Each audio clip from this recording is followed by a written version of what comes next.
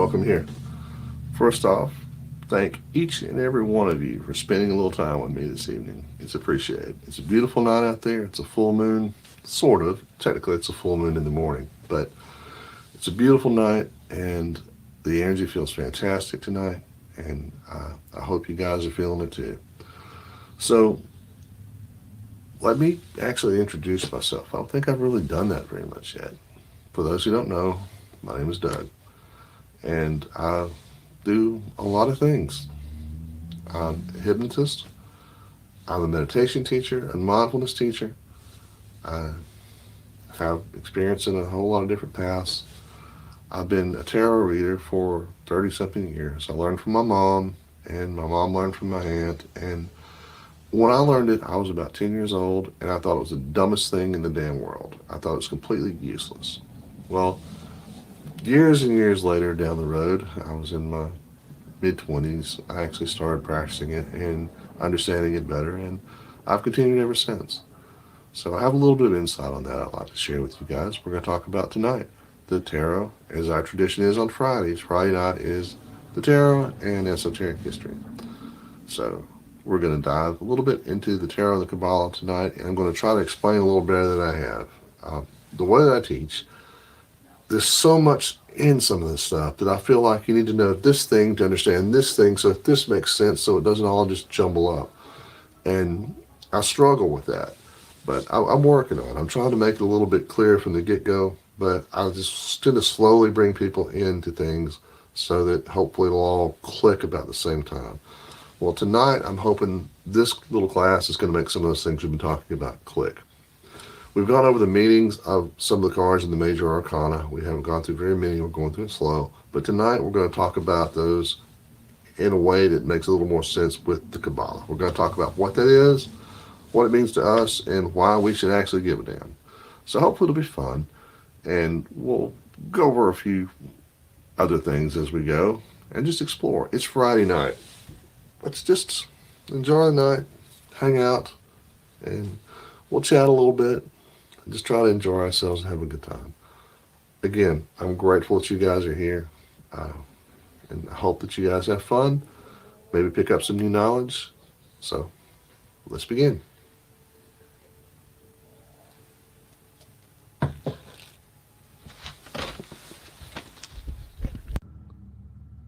So we talked a little bit about Eliphas Levi and him being one of the people who first really discovered the connection between the tarot and the Kabbalah. He was a Freemason, and he is one of the fathers of the modern occult movement. Just about any modern pathway that you're following is going to have something that he influenced. He started out as a priest, and he decided that there were answers he wasn't finding there, and he went deeper into the occult and the Masonic studies. Like a lot of people that we're about to talk about, he was a character, and I love characters and I love these old stories, but that's not the purpose of tonight. We'll dive deeper into him and the things that he taught and studied later on. I just want to get us back up to speed of where we were, where we left off. The important thing to remember right now is that Levi is one of the first people to discover the connections between the archetypes and the major arcana and the pathways of the Kabbalah. Fast forward to the late 19th century, and the Hermetic Order of the Golden Dawn took Levi's ideas and ran with them. One of their goals was to bring back the deeper secrets of the tarot, because at this point in time, things like the spiritualist movement were going full throttle, and the tarot was used for mostly divination amongst the general public, which it's fine for that. The Golden Dawn taught that as well, but some of the things were being forgotten about the really important deeper meanings. So they worked on restoring the tarot to what it was supposed to be. Their work gave us the four most influential tarot decks of the last few centuries. There are a lot of modern decks out there that are great, but these four are the foundations. These four still hold the deeper meanings of the tarot as a tool for personal transformation and growth. Even the very creation of these decks followed the Hermetic principles and was basically a ritual. These four great decks have a few things in common. First off, as we already noted, all the creators were members of the Hermetic Order of the Golden Dawn. Secondly, in every case, the masculine and feminine energy were combined in the creation of this deck. It was written and designed by a male, with the art, the illustrations, and the coloring, except in one case, done by a female. And we'll talk about that in just a minute. I was wrong about something, and digging deeper, I found out what it was. So I'll share that in just a few moments. So coming from members of the Golden Dawn, we had, first off, starting with the most famous and most popular, we had the Rider-Waite-Smith deck, which should properly be known as the Waite-Smith deck, from Arthur Waite and Pamela Colman Smith. Rider was just the publishing house, so it really didn't deserve all the credit it got for that. And Pamela Colman Smith really deserved a whole lot more. I'm waiting for a movie about her. She was an amazing historical character. We also have Crowley and his Thoth deck that was illustrated by Lady Frida Harris. This didn't actually come out until after his death. I want to say it was 1947, but he had left detailed instructions for how she should illustrate it. He had worked on that deck for probably about 10 or 15 years, getting everything exactly like he wanted it. But all of that came from, or at least a good portion of that came from, his early influences from the Golden Dawn. One of the founders of the Golden Dawn, MacGregor Mathers, created his version of a tarot deck, which was known primarily as the Golden Dawn Tarot. The artwork was done by his wife, Mona Mathers. Now, this one's interesting, and this is one that I was mistaken on something. I'll tell you about that in a moment. So, the builders of the Addendum came about out of the Golden Dawn. It's one of the spin-off organizations, and they are still around today. Paul Foster Case, the founder and the leader of that organization, he's long passed, but he also created a tarot deck. I had mentioned before that this was the one exception of the masculine and feminine rule that I had seen in the creation of all these other decks, where you had a male who came up with the ideas and the designs, and a female who used her creative energy to actually design and color the cards. I couldn't find any record of who actually did the illustration for the Boda deck, but I knew it wasn't colored. It wasn't colorized. So part of you connecting with this deck was supposed to be you color it yourself. But I couldn't find anything about who illustrated it. Well, I found that. She was not really a cult figure. She was more of just a gun-for-hire artist. But Jessie Burns Park is the lady who actually did the illustration and design for these cards. I couldn't find any pictures of her, but she turned out a lot of really cool artwork, and not really primarily in the occult or the tarot vein, just really cool art. I'll find out a little bit more about her and share what I know when I know it. So that's kind of a decent starting point, I think. And that brings us back to where we are now. If you hear the squeaky noise in the background, that's Becky playing with Wookie. Wookie tends to make an appearance rather frequently in these videos, as does JoJo. I'm not sure why JoJo is not here. Normally when I'm sitting in this little chair in my corner of my office, I will have JoJo jumping up and attacking me at some point in time, or coming up to snuggle. I don't know where he's at, but I'm sure we'll see him later. So, anyway, that should bring us up to speed, and now we're going to go a little further along our pathway. So, let's go from here and talk about the next point. So, let me see if I can make this work. So, I talked about the divine triangle and the cards and their pathways along this triangle. I think we went over the Fool card, we went over the High Priestess, we went over the Magician, we went over the Empress, and the Emperor. And we talked about their meanings, and we talked about a few other things. But it occurred to me that I should probably give a better explanation of why the hell any of this matters in the first place. This is one of those things where I try to teach one thing so I can teach something else so I can show a big picture. So I'm going to try and give a little bit more of the big picture today So hopefully something will click and make sense, particularly if you followed along with us so far. The Kabbalah takes years and years and years to fully understand and is a very deep study. I've not been diving into it for that many years, so I do not claim to be an expert on this, but I'm going to try to interpret this in a way that makes sense to me and hopefully will make sense to you as well. First, the Kabbalah comes to us from Jewish mysticism and Jewish occult practices. So it is from a Judeo-Christian background. Some of you guys practice other pathways, but I'll show you how to make sense for that too, because what it is in essence is basically an outline of the emanations or the aspect of the universe, of the cosmos, of God, and of soul. Basically, it is a map of everything. And it's one of those things where it's like a fractal. If you look deeper into it, then you see like a little smaller version of it going further and further down, or you can go further and further out. It's like the Hermetic principle, as above, so below. The microcosm is a reflection of the macrocosm and vice versa. The cosmos, the universe, is a reflection of atomic structure all the way down to string theory.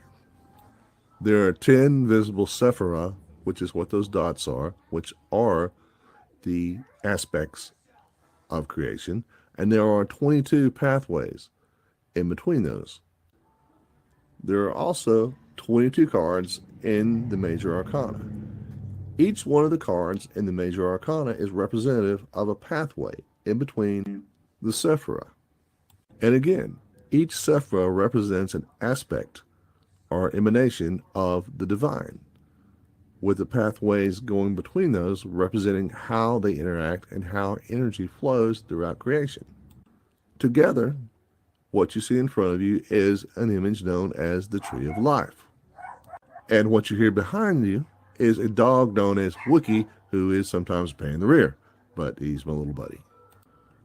So we should now be getting to the part of this to where it should start to make a little bit more sense and to be useful.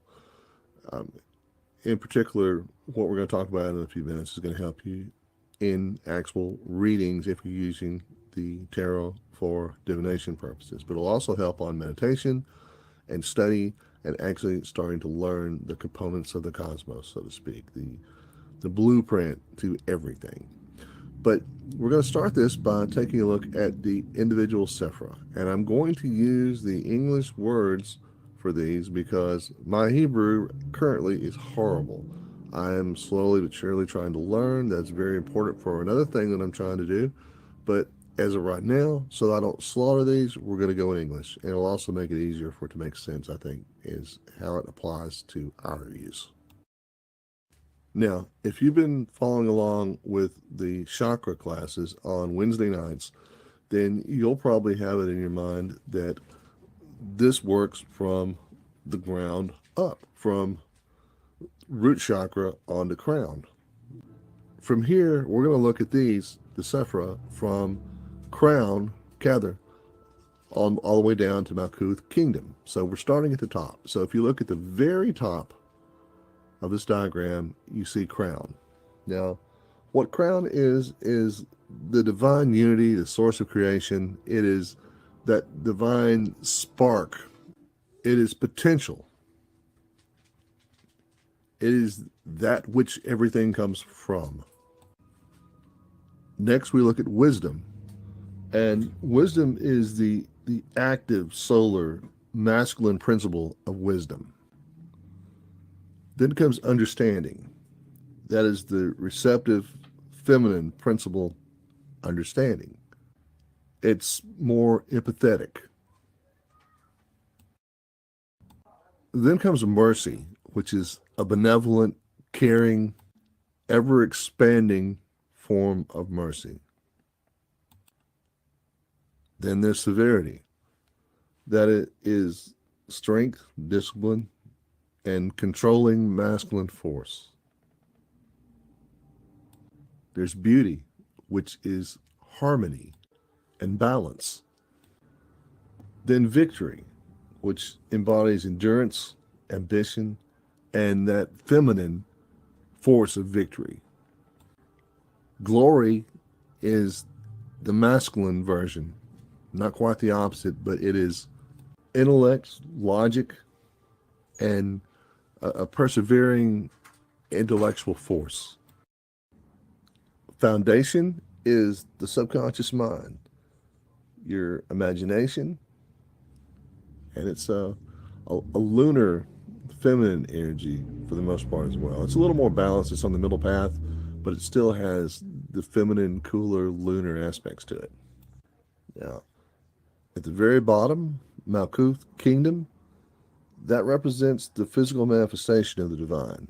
That is the physical plane of existence. It is something that has come into being.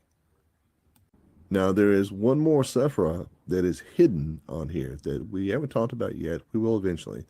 But those are the 10 Sephirah.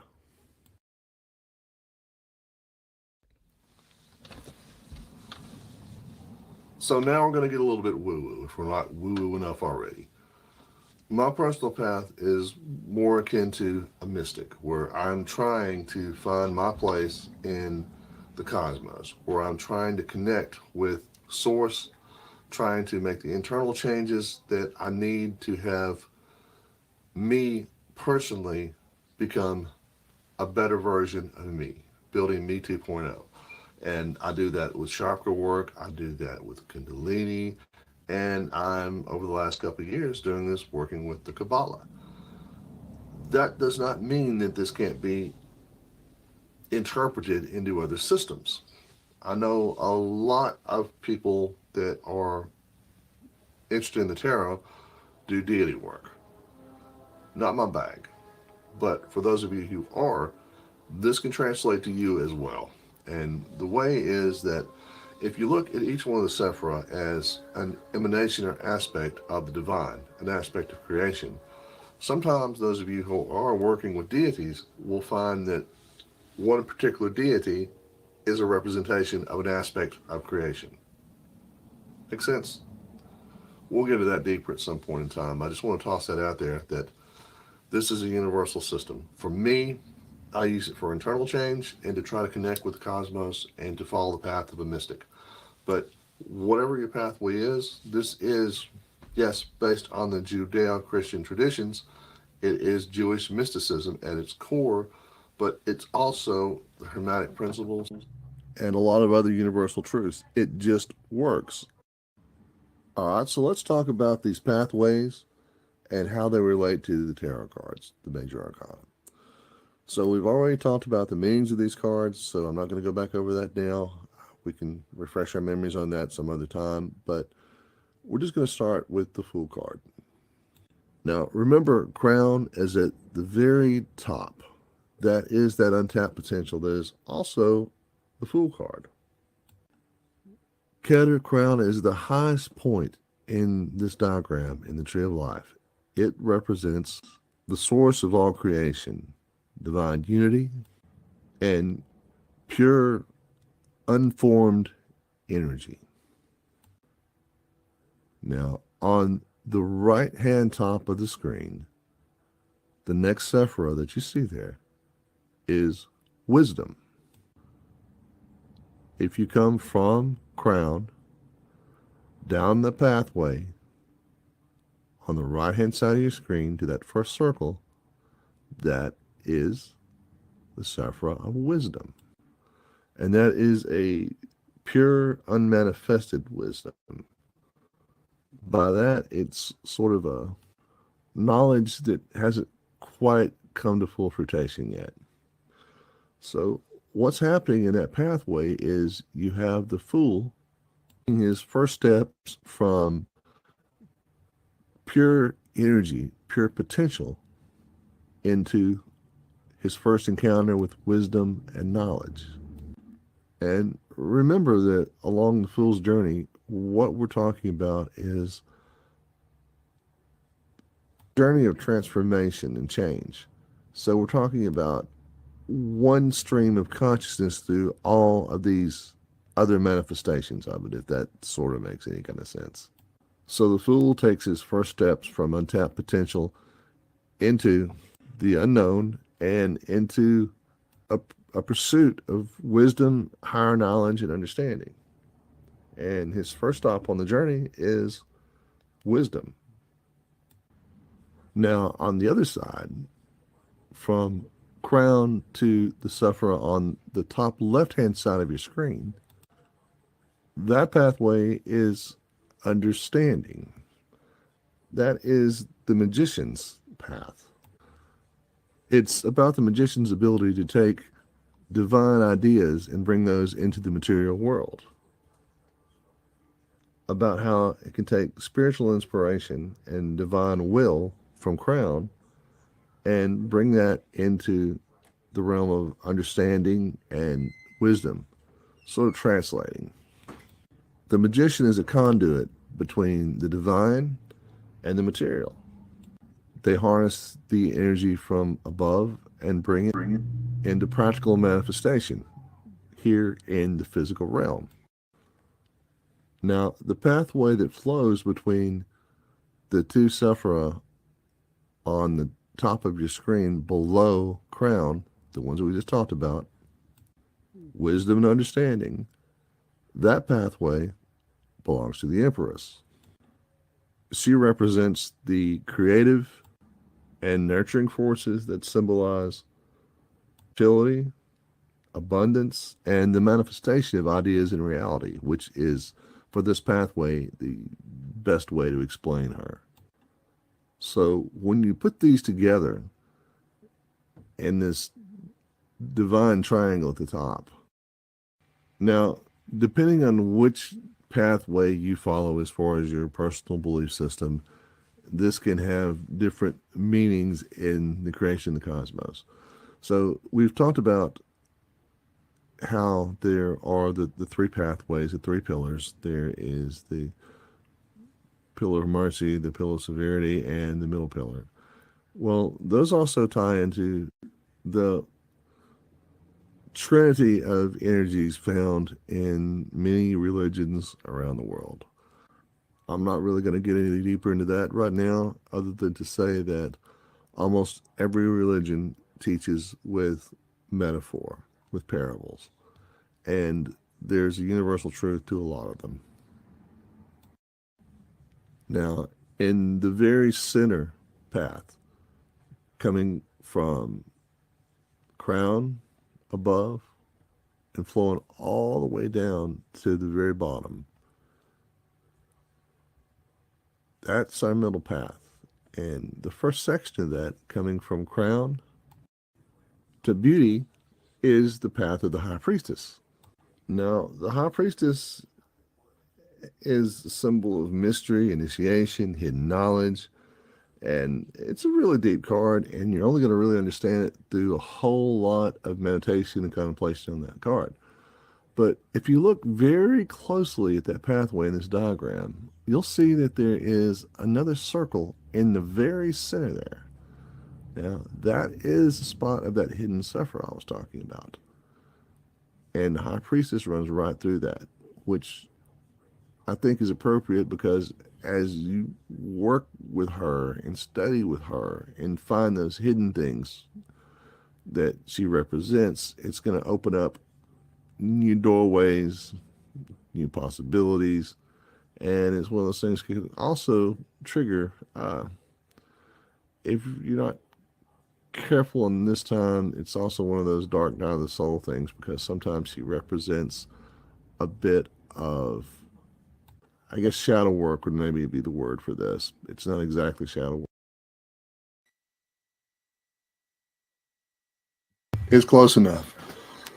So, yeah, the high priestess card and all that section through there, when you're working on yourself, when you're trying to make changes and you're trying to grow, there's going to be times of self-doubt, times of worry, times of all that. That's part of the internal alchemy process. You go through that, you burn through that, and you wash off all the old and you bring in the new. So what do you think of the way I'm working with that, guys? I was trying to make a little bit more sense, because I know in my style of teaching, I toss out 1,000 things, partially ADHD and partially because I want to try to share so much information. You have to understand that this connects to this and blah, blah, blah. through there. So hopefully you guys are getting something out of that. And yes, I like the background, trying to get my graphics better, my lighting better, and trying to really get this narrowed down to like I want it. So how's everybody doing tonight? Hello, welcome here. I see a whole bunch of people on some of the areas I don't usually have stuff in, so I'm grateful for that. Thanks, Rita. We're going to do a meditation in a few minutes. I've got a guided meditation done up for tonight's moon, and it's not really for tonight's moon. It's kind of for tomorrow's moon, but everybody's saying snow moon, snow moon, snow moon. Well, it is a snow moon, but it's also called the storm moon. And the meditation I've got up is for a storm moon meditation. It's also called the hungry moon because a lot of times this is the time of year that stores are running out in ancient times. I'm really glad it's coming along. We're getting people here, and I'm gonna put that on screen, Tim. See, I'm learning how to use this software. I'm getting better at it. But anyway, this time of year is also when, if there was such a thing as a Wendigo, this is the time of year they would exist. This moon was also called the hungry moon by some native tribes. I can't do anything without tossing history out, can I? So what's everybody up to? What's the wins for this week? What's something's gone well? Give me something nice. Give me something good.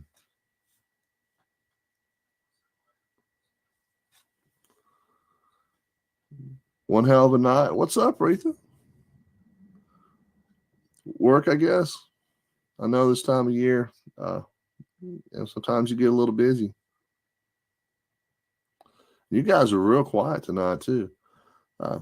So either I got something right or wrong. Yeah, that is a win.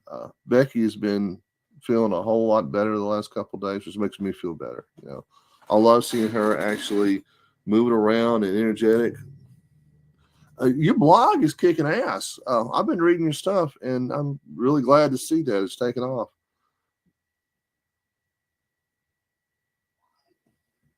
Okay. Make it through a week is good. Spoons? That's awesome, Sandy. So, yeah, tomorrow's Saturday. So I guess you guys are having an event tomorrow down through there? I'm eventually going to make it down for something. Oh, hey, I went by Wolf and Merchandise today, and went in there to see what all they had, and it's that shop's coming along nicely. I'm glad, Retha. That's good. That's very good. That's come a long way. So, anybody want to hop on here with me for a minute? I have the ability to do that. Hold on. Let me put up a thing here, just in case anybody wants to make it. Invite. Copy. Oh, yeah.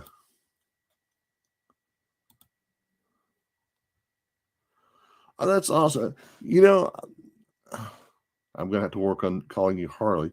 But I know when you started this journey, I was watching that, and I'm really proud of how far you've come, too. So anybody wants to hop on here with me for a conversation, bump on. There's a link. Yes, Sandy, we do. I'm still I've got some stuff going on where I'll know soon what my capabilities are going to be around here. And right now, I'm just playing it day by day. But yes, I'd love to come down and see everybody, and I'd love to hear this full moon thing that you're doing. I'm really glad. I love to see how the community is growing too, because everybody is horse heads. Becky's wearing horse heads. Yeah. Today earlier she was doing the deer thing. It was kind of weird, kind of odd.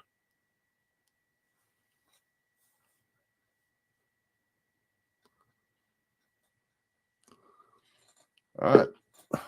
Hey, who we got? Yeah. Boom. Hey, Retha. I knew I'd get some company on here. All right, I can't hear your audio yet. Is your mic on?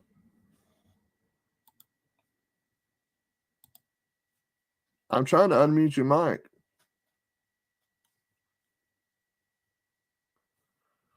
Yeah, you're muted. Now you're unmuted, I think. Unmute.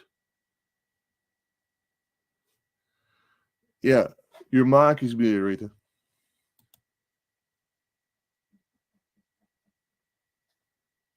You look great. You look nice, but your mic is muted. I love that. I was doing that earlier with some stuff. All right, we got room for some more. Somebody hop on. Let's have a conversation on here.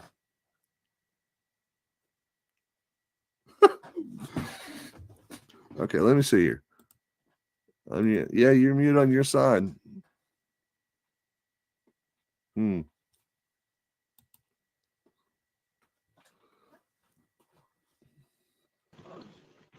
we go. Here. Yep. This is Doug. Huh? It's Doug. Huh? It's Doug, the old teacher. Yep. Hi, how you doing? That's Ricky. That's my husband. Yep.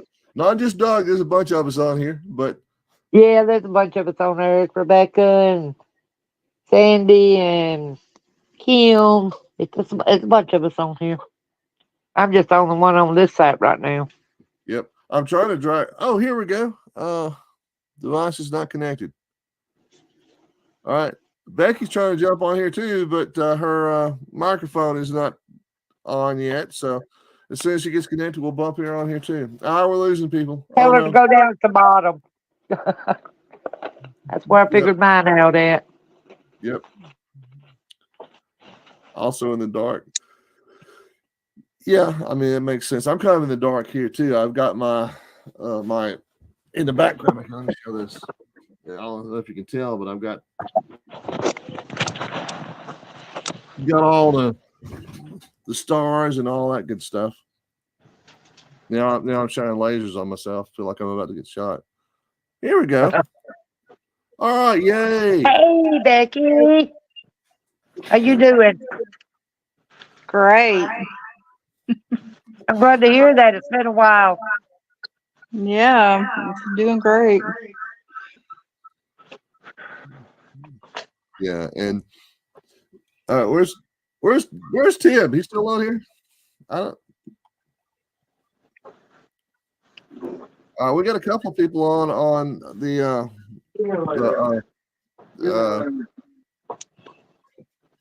Insta. So yeah, I'm not sure how to.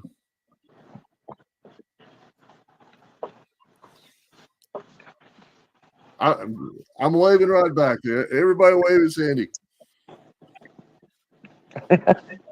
Hey, you know what's amazing is tonight I don't have a dog on here. Normally I'll have a Wookiee on here jumping around or a cat or something. Go see what Daddy wants. Go see what Daddy wants. Oh, I'll get you. Furry little bastard. Yeah, I get the technical issues. Oh, there he is. Yeah. So I have been watching this stuff on YouTube and on channels and doing some research, and there's a spot right across the Georgia line. It's about 2 hours from here that for $35 we can go dig crystals all day long. Anybody down for a road trip at some point in time?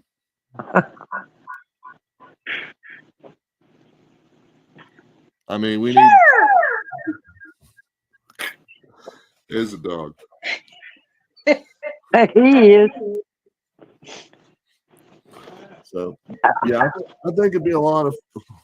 That's what I thought, because I think that we'd have a good time. Go over there, and there's a lot of black tourmaline. There's some amethyst. I've seen some beautiful amethyst pulling out of there, and it's a day trip, cheap and fun. Bring in some buckets and shovels and. Okay.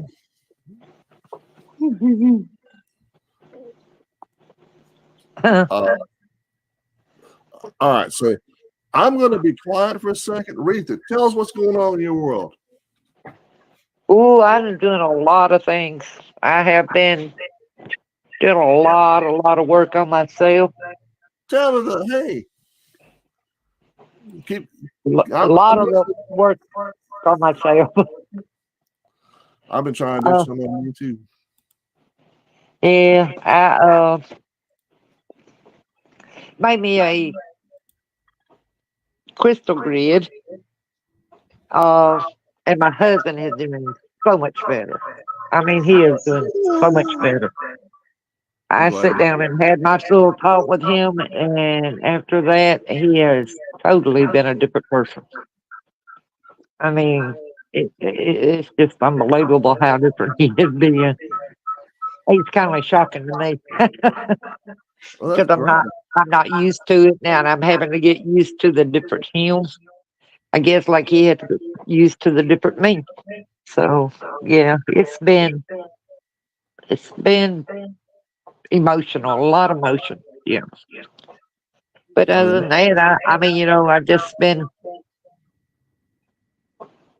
doing just a lot of meditating and reading and you asked the other day how I was doing on my tarot book. I am taking one little section at a time, and I'm going over it and over it and over it, trying to learn everything I can. So that's it's a slow go with the book, but it's because I'm taking my time with it. yeah. I mean, that's how you should. That's the best way to learn it. And so it's been it's been a I've been doing a lot of different type readings too on different books, but you know it's I continuously work on myself.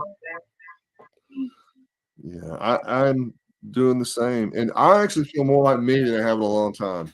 I actually feel just awake, alive, back on the path I need to be on. Like everything is actually flowing like I want it to. Which You know, I am doing some Kabbalah exercise with Megan right now, okay, and it is. I don't know whether it's what is going on, but I just for the last 2 or 3 weeks I have been so tired. It's just like all of my energy is gone. So I don't know whether it has to do with the Kabbalah or what it is that I'm working on. You know, it's just I'm about through it. hmm, Tonight, whenever I get off live with you, I'm gonna get in there and do my. I think this will be 35 days now. So only have like 5 more days being through with the challenge. okay, yeah. I So was unaware she was working on the Kabbalah. She hit me up a couple months ago, and well, said that she was sending people over my way because she wasn't that familiar with it. So she must have jumped up and got some knowledge together real fast, which is good. I'm yeah, proud of her. That's a good thing. yeah. I think she's been taking some classes or something on it too. I Okay. think she took some classes on it.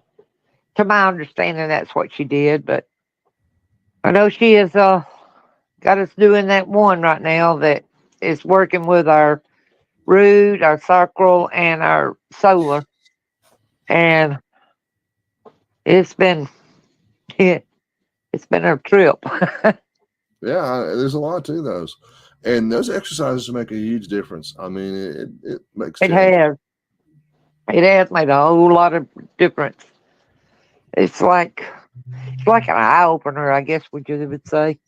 You Yeah. see things differently, you feel things differently, and my solar and my sacral has been it's been going haywire.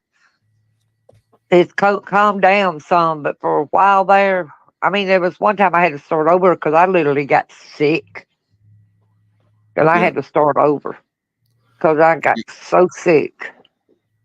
Yeah. Sometimes you want to go through this stuff really, really slow. And again, Yeah, you see me doing the same thing over and over again and teaching things over and over again. And that's the reason why is because you have to build this up slowly and gently. Because yeah, it's like I was talking about last week with the root. You have to build that foundation for the root. For the root chakra, what you're doing is it's not just stability, and it's not just going through the mental exercises for it, but it's about what this our fourth time? Yeah. But for the root chakra, you want to build that up and build it out. That's your foundation, right? That Yeah. has to be right before you go further. If Yeah. you don't have that built up right and you don't build that foundation and you go through it too fast, when you get here higher up, it's going to topple. So Yeah. do the root. I do a lot of root work, trying to keep grounded, and I even sit with crystals or lay. I don't sit, but I lay with crystals on that area, on it and my sacral and my solar, trying to keep those three balanced right now. I do on my heart too, which I know I've still got a few issues with my heart, but I am working through it slowly, gradually, but I'm working through it. That's the way to do it. And the thing is, too, that it's a constant thing. It's a constant state because Yeah. once you get through one challenge and you get past fixing one issue, right? The flow is like this. It Yeah. starts back over again. So it's what you're working toward is permanent, constant change. Yeah, it's some weird crap's been happening while I've been doing the Kabbalah. And sometimes it's like 5 or 6 days in a row, I was seeing insects. I was seeing bumblebees. I was seeing moths. I was seeing I can't even remember all the stuff that I was seeing. Um, I was seeing I even seen a turtle, a caterpillar, The uh, caterpillar? a caterpillar. I seen a Luna moth, and I've seen a God, I can't think of what all it was, but I mean, it was just so many little, mostly insects. The turtle was the first, I guess you would say, animal that I've seen. Uh, but I've seen bees. I've seen flies. I've seen a big ass bumblebee. Okay. I've seen honeybees. I mean, it was just all kind of little insects that I've seen, and I was thinking, why am I seeing all these insects? And I was told it was a nature thing. But I mean, because I thought, okay, could you have more than one spirit guide, and they're just showing themselves, just glimpses of them? You know what I'm saying? I don't know. I don't know how the spirit guide. I mean, where the animal spirit guides go. Uh, I have in some of my meditations. I even done a astro or Projection? what do you call it? Acoustic Yeah. records. Oh, yeah. I even went into one of those. Uh, the past life and the ancestor thing, I haven't done yet, but it's not over yet. But I'm kind of scared about the past life thing because I tried that and I had come up with some things that kind of scared me, Yeah, that'll and happen. and so I'm afraid to do it by myself. Yeah, that's But if one. it happens, it happens. You know what I'm saying? Yep. I'll handle it the best I can. Yep. But I had to come out of the one where I was doing the past life thing. I had to come out of it because I got so scared. I mean, it was just like I was feeling their feelings. You know what I'm saying? I do. And I couldn't handle it. It was just too much. Yeah, sometimes it'll get that way. All right, I'm fixing to get ready, and we're going to start a quick meditation here for a little bit for the storm moon. So, Rita, I love you. It's good to see you, and we'll talk soon. Okay, I'll talk to you soon. All right. And Gianna, yeah, that's the thing is a lot of times I always make sure that I drink a ton of water, and I'm real careful about my diet because what I found for me is whether I'm working with the Kundalini work or whether I'm going through a Reiki attunement, that if I don't have my diet right, for me personally, and if I don't have a lot of water and all that stuff, I feel absolutely miserable once I'm done with them. And with the Kundalini, when you're working the chakras, every single time you pierce the chakras, it starts going up. If you don't have everything lined up, the diet's got to be right. You got to be hydrated. You've got to be the right thoughts. The whole being loving kindness toward other people. All that stuff's got to be together. or it gets so far and then boom, crashes back down. I'm going to take off. And so, like I was saying earlier, it's not just tonight's moon is not just a snow moon, it's a storm moon. So I want to do a nice little meditation for that. And this is designed to be empowering. I think I have my mix a little bit louder than it should be for this, but I want to try it anyway. You guys ready?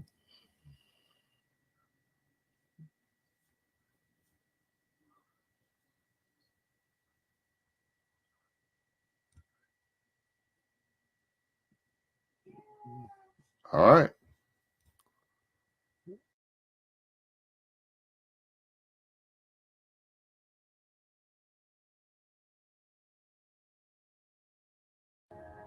The full moon coming upon us tonight has many different names.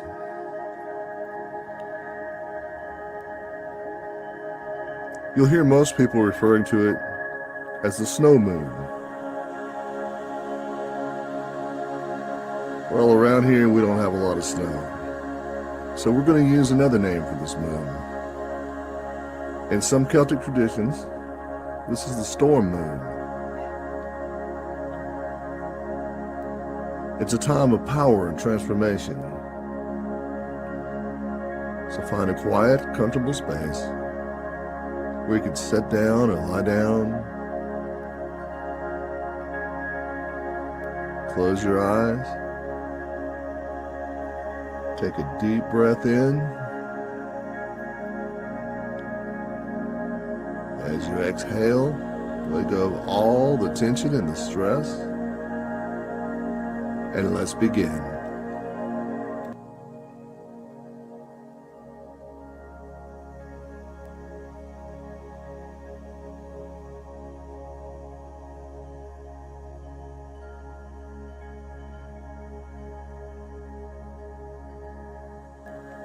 Start by becoming fully aware of your breath. Breath is life. Inhale fully.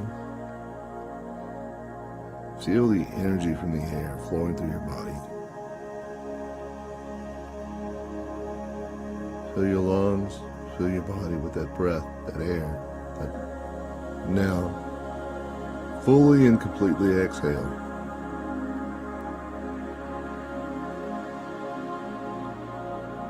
Imagine stepping into a sacred space. By the light of the moon, whether that be somewhere deep in a forest, underground in a cave, or high on a mountain. Imagine what a sacred natural space means to you and visualize it fully and completely. Look around you. In your mind's eye, let yourself be there to a sacred place and time.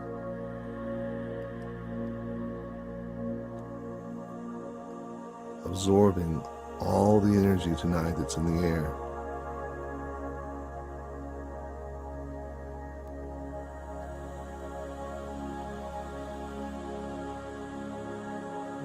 Let yourself feel that electrical charge of change coming over you for growth,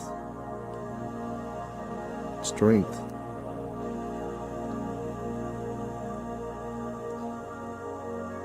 Breathe in. Imagine that silver energy sparkling, flowing into your body, recharging you. Again, fully exhale. Let yourself relax. Go of all the tension, all the worry. Feel your strength and your internal power.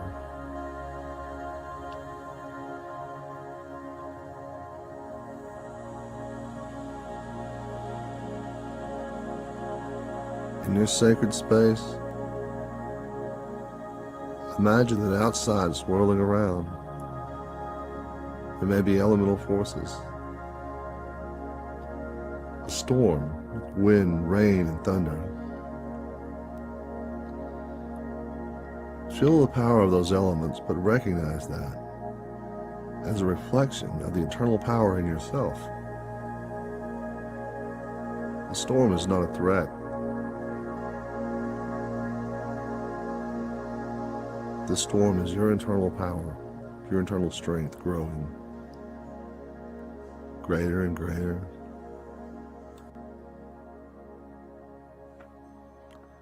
The storm moon is a time of transformation and change. Exhale and release all the stale energy, all the things that no longer serve you. Release that.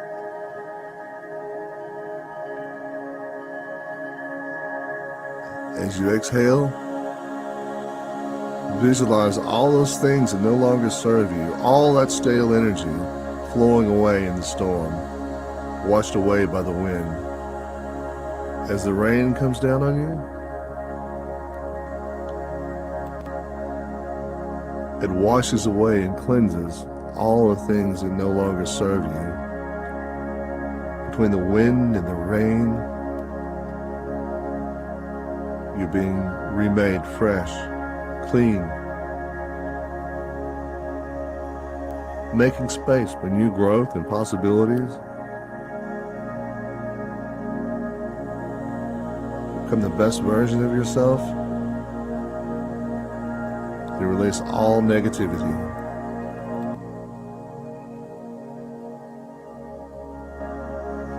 In the distance, hear the sound of thunder. Each thunderclap reverberates the power of transformation. As it echoes within you, it awakens an inner strength you never realized you had. Picture the bolts of lightning flying through the sky, right outside your sacred space. These flashes represent moments of insight, revelation, lighting up your path and your journey. Embrace the guidance that comes with this metaphorical lightning flash.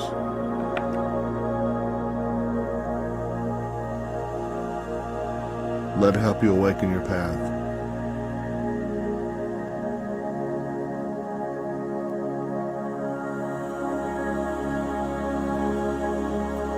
Now, having awakened the energy, awakened the storm, let it calm. Visualize the storm turning into a protective, energetic force surrounding you.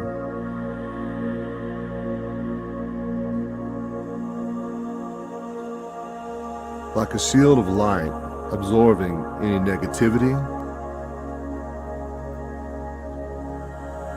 transforming negative things into a positive, empowering energy. Let yourself feel the strength and resilience of the protective barrier around you. Know that you're safe.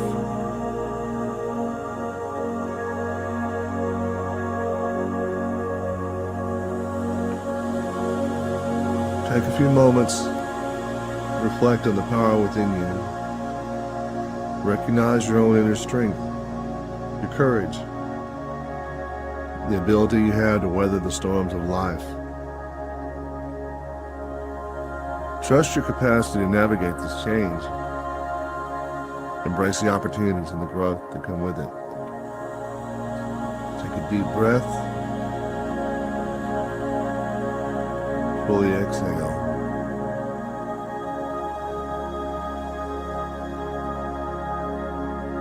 Feel yourself surrounded by peace, joy, and an understanding that even in the middle of the storm, you can keep control.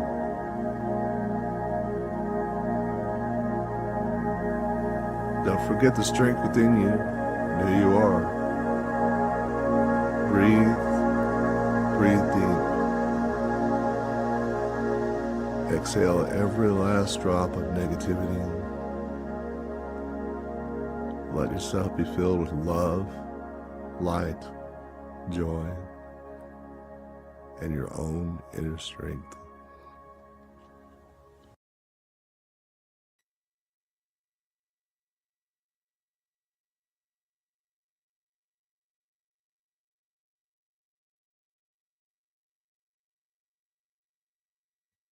It would really help if I turned on the microphone. I thought that one was pretty powerful.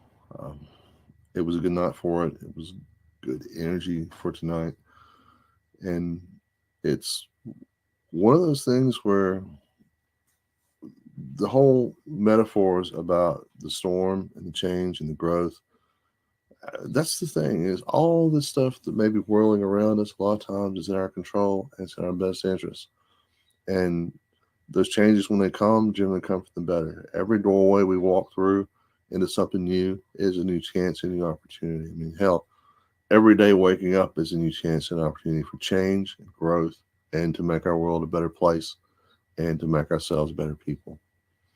And I'm glad you like it. And as long as we keep that up and keep going and just keep working on that personal growth, honestly, and doing it for the betterment of ourselves and the betterment of our world, then it's always going to be growing more and more and more.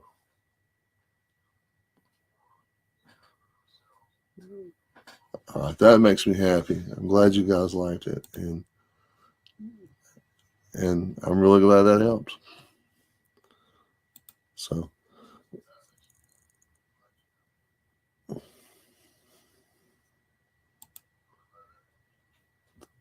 that's awesome. I'm glad. Well, guys, it's been a good night. Again, I am extremely grateful that every one of you guys took the time out of your days to spend a little time with me tonight. I appreciate it. I'm very grateful and very humbled by it. And for you guys out there on Instagram, I can't really communicate with y'all as well as I can on, thank you, Sandy, on Facebook, but I see you and I appreciate you guys too. And same thing with the other platforms. I'm grateful for you guys being here. And on Wednesday night, good. On Wednesday nights is when we do work with chakra work and Kundalini, and we're starting to get some things in there. It's going to be some very good, powerful meditations. And every Friday is tarot and esoteric history. So we're going to do some fun stuff on that. And it's just Friday night is kind of just hang out and socialize too. So I love to hear from all you guys. And if I'm going to lower me for a second, just so you guys can see this. Hold on. Let me do this. So, if you can see up here on the screen, there's some of my other platforms on here. So if you can't follow on one, follow on the other. You guys on Insta, I'd love to have you on Facebook, and for you guys on Twitch, well, yeah, whatever's good for y'all. I can communicate with y'all a little bit, but not quite as easily. But this is going to be my main platform because this is where my friends are. And thanks, guys. Again, I appreciate you all. Love, light. Good night.